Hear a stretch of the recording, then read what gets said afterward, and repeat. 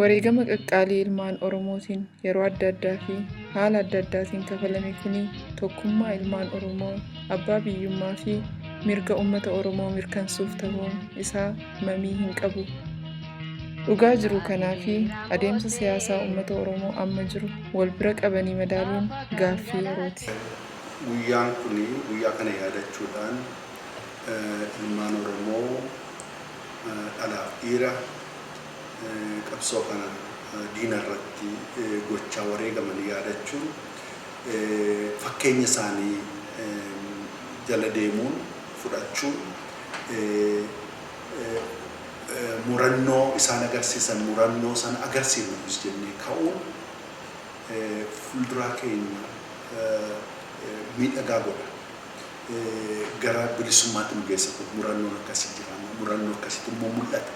Ilmaan Oromoo biyya keessaa irraa bifa kanaanitti wareegama qaqqaalii kaffalaa jiru. Fakkeenya isa darbee jala deemuudhaan.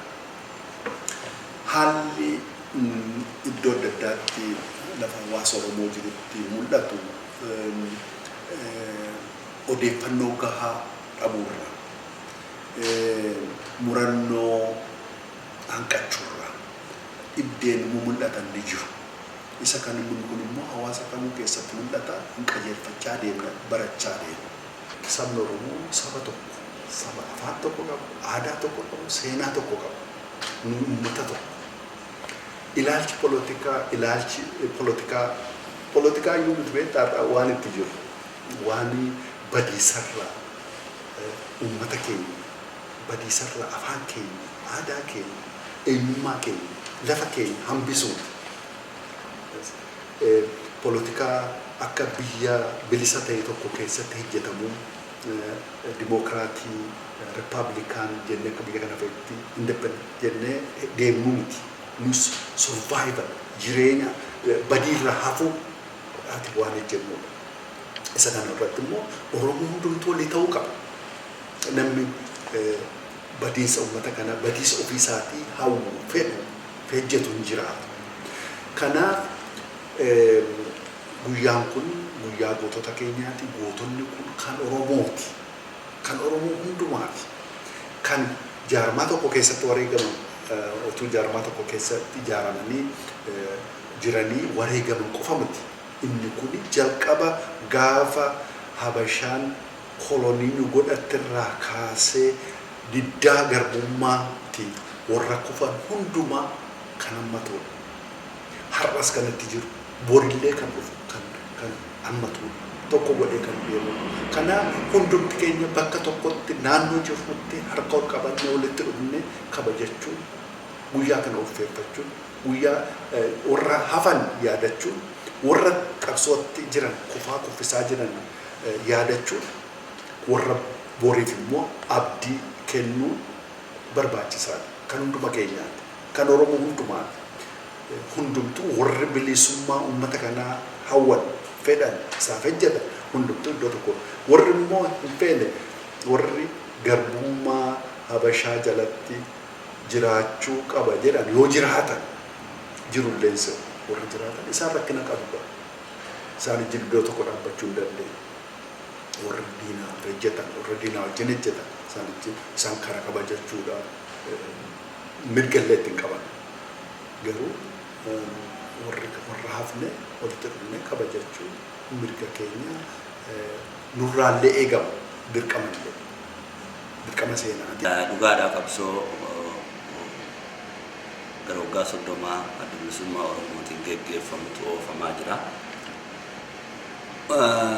Umrii qabsoo kana keessatti dhaabni kun miseensonni isaa deeggartoonni uummata Oromoo wareegama hammana hin jedhamne kafalee jira. Haa ta'u malee qabsoon kun ammallee galii isaa hin geenye. Namoonni qabsoon kun galii isaa gahuu dhabuurraa yookaan ammoo dhidhinnoota garii dhaaba keenyarraa mul'aturraa kan ka'een wareegama mammaa kafalameef seenaa qabsoo kanaa xureessuu barbaadantu jira jechuudha. Namoota kalee dukkaneessuu barbaadan, namoota kalee haquu barbaadan, namoota kalee akka dogoggoraatitti lafa kaa'uu barbaadan adda addaatitu mul'ataa jira jechuudha. Naashinaalizimiin Oromoo, eenyummaan Oromoo namoota biraa saboota biraa nu fakkaatan wal bira qabdee olaaltu baay'ee ariifate, injifannoo guddatu argame, bakka gaarii gahe, kaafe ammoo rakkoo jiru, qaawwa jiru cufuudhaan guuttachuu ni danda'ama kan jedhu qaba jechuudha. Kanaaf namoonni waggaa 30 qofa of duuba laaluudhaan waggaa 30 qabsoo uummata tokko keessatti waggaa guddaa miti. Bakka fagoodhaa kaanee duwwaa gadii kaane gaafa qabsoo kun eegaltu. Oromummaa barsiisuullee warreen odoo qawween dhahin Oromummaa barsiisuu qofaaf ati Oromoo qofaaf wareegamanis hedduudha jaallan keenya warreen qarayyoo iyyaa ta'an silaadhaa lubbuudhaan jiraatanii qabsoo Oromoo kanaaf bu'aa musa jennu hedduu turan. Bifa saniin as geesse eegaa ammoo qabsoon Oromoodhaa uummata Oromoo geesse. Uummata Oromoo geesse qabsoon Oromoo. Haalli amma deemu kuni ani fakkeenyaaf akka nama tokkootti naaf gammachuudha. Wannummaan fayyisallee yoo ta'e naaf gammachuudha. Maaliif wanni jaallan keenya itti wareegamaa turanii fi itti dadhabaa turanis uummata Oromoo ga'ee har'a bakka jiru uummanni Oromoodhaa hawaasaati irratti wal falmuun wal mormuun guddina qabsoo keenyaati. Wal diduulleen guddina qabsoo Oromooti. Bara Haayile Sillaaseeti as bu'iinsa Haayile Sillaaseeti as eegaa bilisummaa Oromoo dhalate. As jirtu Oromoon guddina keessa deemaa jirti malee wanni isiin duuba deemaa jirtu takka hin jirtu. Diin isaatillee itti akka malee irra jabaatee wanna miidhaa irra geessisullee diinaaf bitamaa hin jirtu. Diinaaf bitamuu diddaa fi hidhamaa jirti, ajjeefamaa jirti, ari'amaa jirti biyyarraa. Kuni seenaa qabsoo Oromoodhaa fiddee jechuun gootonni bu'aa jaallaniiti. ANC dhaabni gootichi Maandeellaan hoogganu dhaaba waggaa dhibbaa ol erga qabsoo godheen boodatti wayitti dabre jechuudha. Yoo laallu qabsoon keenya kun sabboonummaan eenyummaan ariitiidhaan ariifatee'u mirga guguddoo gonfatee jira jechuudha. Kanaaf namoota kalee dhiiga gootawwan keenya seenaa boonsaa dhaaba kanaa jaalala uummanni Oromoo dhaaba kanaaf qabu haaluu barbaadanii har'a as babbahanii lafa dhiitan kunuu silaa dhaabni kun hin jiraanne, hoogganni kun hin jiraanne, jaarmiyaan kun hin jiraanne hadha wakiilummaa uummata Oromoo bakka buuna jedhanii dhaadatan kana gonfachuu hin danda'an turan jechuudha. Qabsoon dheerattullee heddumminaan ijoollee Oromoodhaa barataa jirti. Bakka adda addaatti barataa jirti. Barnoonni kun bu'aa qaba. Bu'aan barnootaa eenyummaa isaatiin barataa jira. Barnoonni bu'aa qabu immoo barnoota ifiiti. Barnoota biraatiin barnoota ifiiti. Iftee baratuudhaatiitu bu'aa qaba. Iftee baratu nama ta'ee baratu osoo hin ta'in namaaf baratu osoo hin ta'in iftee baratee hawaasa isaatiin baratee mataa isaatiin baratuudhaatu bu'aa qaba. Har'a ijoollee Oromoodhaa hundumaa walaaltan warra kaayoo diinaa barataa jiru yoo ta'e malee warri Oromoo ta'anii biyya san keessa baratan sammuu bilisummaatiin sammuu Oromummaatiin baratan. Hedduu isaanii gaafiin isaan kaasan isaanuma. Maaliif sanka godhe immoo keeyyata akkasitti hayyoonni kaayee gootonni waraana bilisummaa Oromoodhaa irra wareegaman santu kana fide kana dhalcheesi. Kanaatiitu guddina keessaa baqatanaan ga'e. Kanumaatu Oromiyaas bilisoomsaa jechuudha. Aadaa waraana bilisummaa Oromoo qofaa miti karraa kammayyuu qofaa miti kan bilisummaa irraa eegu. Ijoollee akka har'aan tana biyya keessatti Oromoo taatee sammuu Oromootiin barataa jirtu santu bilisummaa Oromoo mirkaneessa. Oromoo ammas qabsoon isaa itti fufaa jira.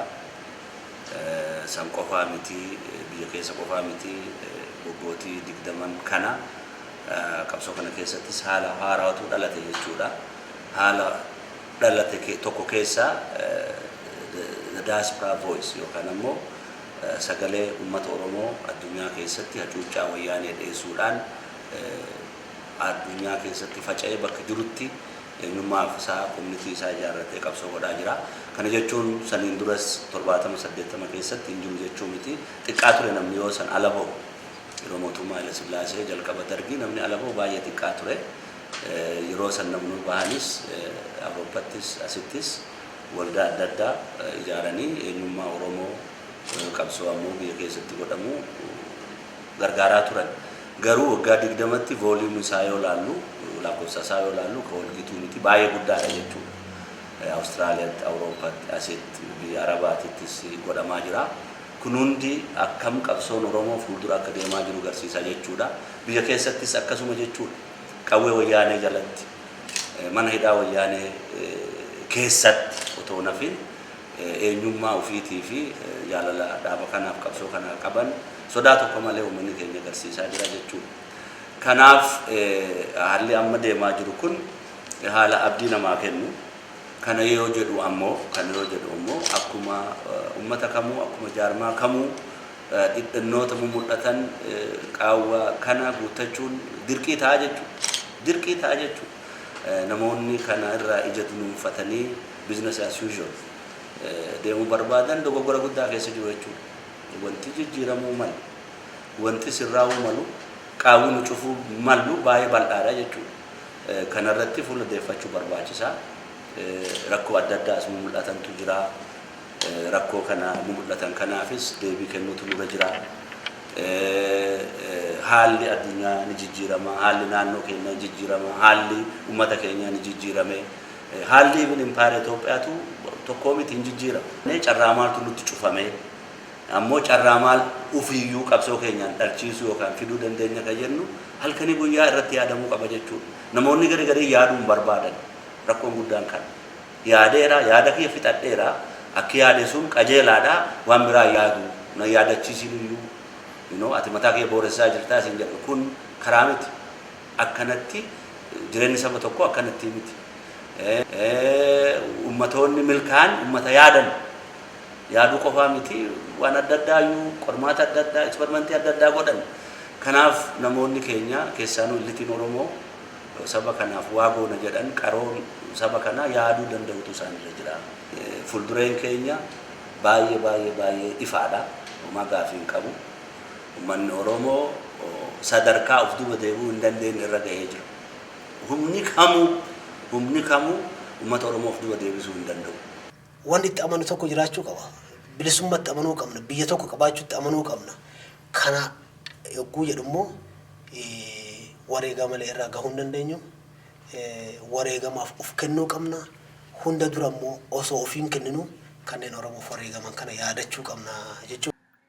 Kaayyoon dhiigni dhangala'ee fi lubbuu itti dhabamee akka galmaan gahuu fi ilmaan Oromoo akkasumas dhaabboleen qabsoo bilisummaa Oromoof falman Oromummaaf jecha walitti dhufuun furmaata maddisiisuutu irraa eegama. Tarii guyyaan goototni bara baraan kabajamu kuni bara heegeree guyyaa uummatni Oromoo dhiiga dhangala'e gumaa ittiin baasu tahaa laata. Abdi kutatina, olola gantuti. Abdi kutatina, jabanda Oromo, wabo kenna wajin nimona. Jabanda Oromo, wabo kenna wajin nimona. Hayume kakota me kakatoka na biti dabne, Oromia jenne, bilisumma jenne. Bakange na kayo sani digamba. Oromia jenne, bilisumma jenne. Barinjiru kakka kenna sabni gabro me jiratu. Oromia jenne. Tarregalle akasobnu lubbute na wareegantu. Oromia jecha, bilisumma jecha. Oromia jenne, bilisumma jenne. Oromia jecha, bilisumma jecha.